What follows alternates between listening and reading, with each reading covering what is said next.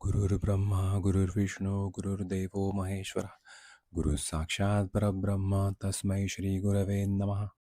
आपला भारत देश हा अध्यात्मप्रधान संस्कृती असलेला एकमेव देश आहे. त्यातही महाराष्ट्राच्या पुण्यपावन भूमीमध्ये ज्ञानेश्वर, तुकाराम, एकनाथांची परंपरा आजमितीपर्यंत चालू आहे. सुमारे 1200 वर्षांपूर्वी श्रीमद आद्य शंकराचार्यांनी वैदिक धर्माचे पुनरुज्जीवन केले. परमेश्वराने अनेक वेळा जन्म घेऊन वैदिक धर्माचे रक्षण केले आहे. सांप्रतच्या अज्ञानोधिक काळात पैसा व प्रसिद्धीच्या मागे वेगाने धावणाऱ्या मानवाला शाश्वत सुखाचा मार्ग दाखवण्यासाठी आणि वेदधर्माला आलेली ग्लानी दूर करण्यासाठी गुरुरूपामध्ये परमपूज्य रामकृष्ण क्षीरसागर स्वामींनी 16 फेब्रुवारी 1934 म्हणजेच शके 1855 फाल्गुन मास शुद्ध तृतीयेला नगर जिल्ह्यातील पारनेर तालुक्यातील रायतळे गावी अवतार घेतला. वयाच्या अवघ्या 7व्या वर्षी ईश्वरी साक्षात्कार झाला व त्रिकाल ज्ञान प्राप्त झाले. पुढे भगवान श्री दत्तात्रेयांनी गाणगापूरला बोलावून घेतले. स्वामी नृसिंह सरस्वतींच्या रूपात प्रकट होऊन अनुग्रह दिला. स्वामींच्या आज्ञेचे तंतोतंत पालन करून 25 वर्षे तपश्चर्या केल्यावर स्वामींनी पुन्हा दर्शन देऊन मला तुझ्याकडून वेदांचे कार्य करवून घ्यायचे आहे असा आदेश दिला. इथेच परमपूज्य रामकृष्ण स्वामी महाराजांना आपल्या जीवनाची कल्पना आली आणि गुरु आज्ञेप्रमाणे कार्याला सुरुवात झाली. 1974 साली दत्त देवस्थान ट्रस्टची स्थापना झाली. वेदांचे संवर्धन व संरक्षण हे मुख्य कार्य जोमाने सुरू झाले. यातूनच वेदांत विद्यापीठची संकल्पना पुढे आली व 100 विद्यार्थ्यांची गुरुकुल पद्धतीने सोय होण्यासाठी वेदांत वास्तू बांधण्यात आली. याचबरोबर सामान्य लोकांना दर्शन देणे व मार्गदर्शन करणे चालू झाले. सत्संग मंडळांच्या स्थापना झाल्या. भक्तांशी होणाऱ्या संवादातूनच गुरुवाणी, अमृत कलश, श्री रामकृष्ण वाच, नित्य गुरुवाणी या अनमोल ग्रंथांची निर्मिती झाली.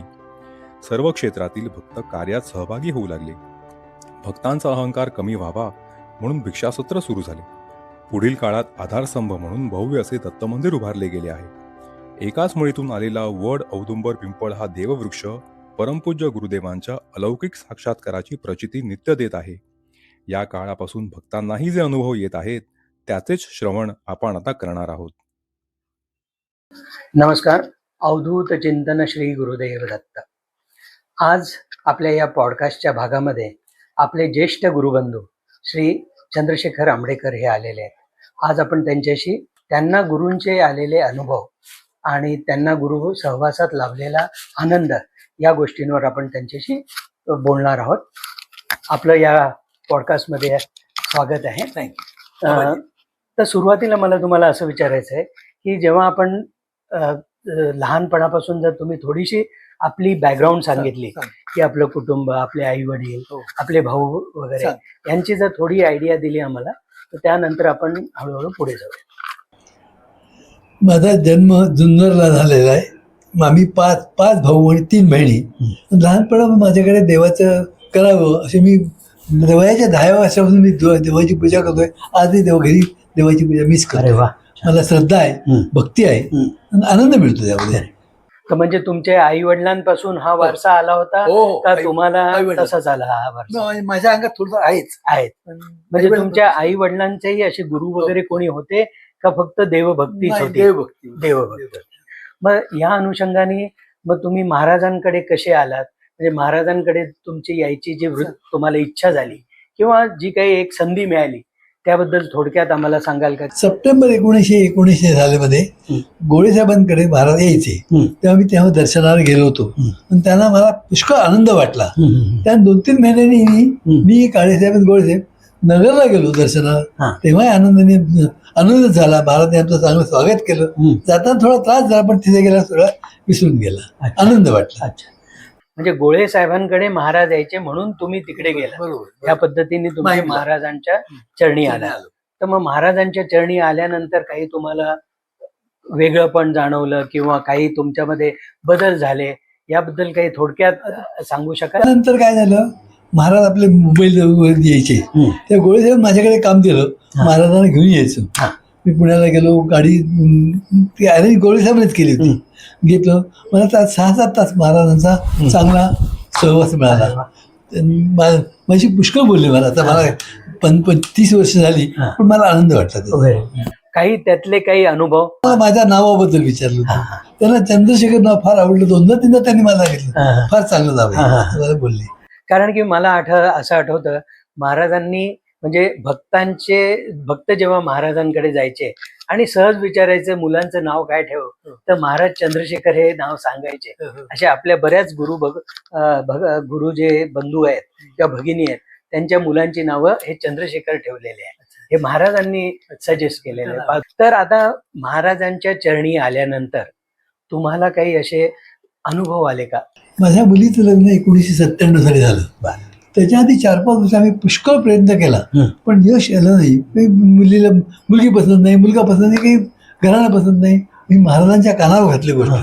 त्यांनी महाराजांनी माझ्या मुलीची पत्रिका बघितली, आशीर्वाद दिला आणि 4-5 महिन्यात त्यांना माझ्या मुलीचं लग्न झालं आणि आम्हाला जावई मनासारखा मिळाला. अरे वा, म्हणजे महाराजांनी पहा किती कठीण गोष्टी असतात. म्हणजे ज्यांना मुलगी आहे त्यांना हे जास्त कळेल की मुलीचं लग्न हे होतच, परंतु त्या ठिकाणी चांगल्या प्रकारचा जावई मिळणं किंवा त्याच्यामध्ये येणारे जे अडथळे आहेत हे अडथळे दूर करणं आणि इतकं चांगल्या प्रकारे म्हणजे इझिली दूर करणं की भक्ताला त्याचा काही त्रास न होणं, अशा प्रकारे त्यांनी तुम्हाला एक अनुभव दिला.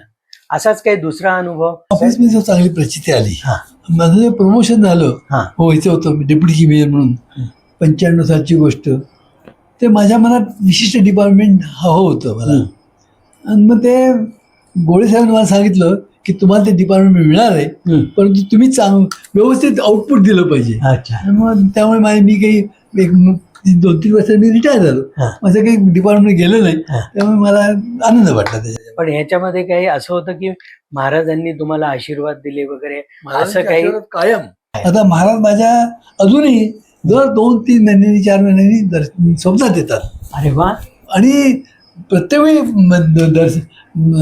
आशीर्वाद असं नाही, पण कधी कधी उजळते दिसतात. पण मला नक्कीच मला आनंद होतो. मी बायकोला वगैरे सांगतो, आज मला काही लोकांना सांगतो, पण काही लोकांना खोटं वाटेल म्हणून आता सांगणं बरोबर नाही. कारण की महाराजांनी नेहमी सांगितलंय अशाच लोकांना आपल्या सगळे अनुभव किंवा गोष्टी सांगाव्यात ज्यांचा त्याच्यावर विश्वास आहे.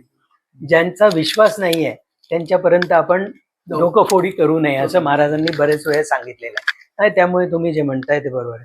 तर तुम्हाला स्वप्न दर्शनामध्ये काही असं एखादं सांगा ना. स्वप्नदर्शनात महाराज फारसे कधी बोललेले नाही, परंतु मला आनंद व्हायचा आणि बऱ्याचशा गोष्टी माझ्या मनासारख्या होतात. मला टेन्शन वगैरे काही अजूनही आले टेन्शन मला काही नाही. आता आय एम 85 इयर्स, मी आय एम आनंदात आहे. माझी तब्येत पण नॉर्मल आहे. बरोबर. काही आता माझी बायको 2 महिन्यापूर्वी गेली, दुःख झालं, पण महाराजांनी दुःख सहन करण्याची शक्ती दिली मला. करेक्ट. बरोबर आहे. त्या दृष्टीने असंही म्हटलं जातं की आपल्या मिसेस सुद्धा खूप भाग्यवान, कारण की पण आलेली नाही, त्या पण महाराजांच्या भक्त होत्या, नगरला यायच्या. त्यामुळे त्या महाराजांची तुमच्यावर खूपच कृपा आहे हे याच्यातून दिसतंय. माझा एक आणखी बोला ना.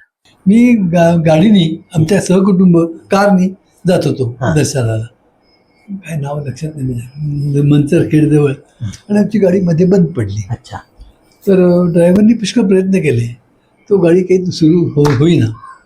तर तो ड्रायव्हर म्हटला आता संध्याकाळी 6 वाजले, आता इथे मेकॅनिक काही मिळणार नाही, तर तो आपण रात्रभर गाडीचं जाऊ. म्हणजे माझी बायको, जावा, 4-5 लोक होते. आणि मला भीती वाटली, तो काय करायचं.